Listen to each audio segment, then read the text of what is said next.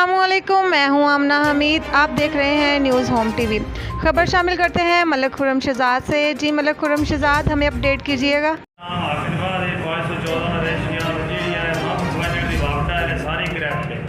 26 तरीक रोज मैं फैसलाबाद अपने जरूरी काम पिछू आ रहा मैंने वो सदाम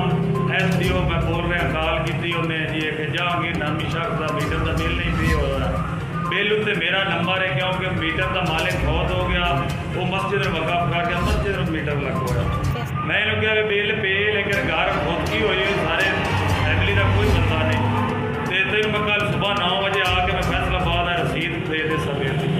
20 तरीक का मेरा बिल तरे हुआ तो 26 तरीक को इन्हें जाके खाली डेरे से मीटर भी कटिया 4 मेरिया मुर्गियां पकड़ियां एक थैला मकई का चोरी किया ये सेवल बंदा जिन्हें शराब पीती उसे डिगे भी है मकई के बन्ने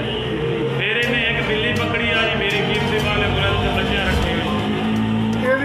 कानूनी कार्रवाई की कानूनी कार्रवाई की जी मैं एप्लीकेशन SHO ਨੂੰ भी दी है एक्सीएन के नंबर से भी कॉल की है SDO के नंबर से भी कॉल करता रहा उन्हें नहीं चुकी ये लोगों तो बत्ता लैके 4-4 महीने मीटर जेल दिखा बिल है बिल मेरा जी बत्ता लैके लोगों 5-5 महीने मीटर चलवाते हैं साढ़े लोगों का 3200 रुपया बिल मस्जिद का तो वो पे होया तो पे होया देखो सारे कुछ 20 तरीक का बिल पे होया तो उल्टा बदमाशी कहता जो तू मीटर लैन आया मैं तेरे नाल यही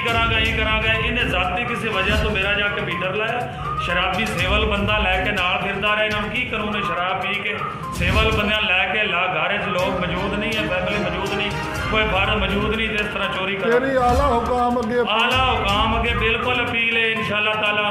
मैं जितों आग लभ्या मैं लाहौर तक जावांगा मैं बड़े डिवीजन जाके एप्लीकेशन सारे अमले के खिलाफ करांगा अगर SDO साहब ने एक्शन ना लिया स्क्रैप का ये मुकामी बंदा तो मामूदा लोगों को पैसे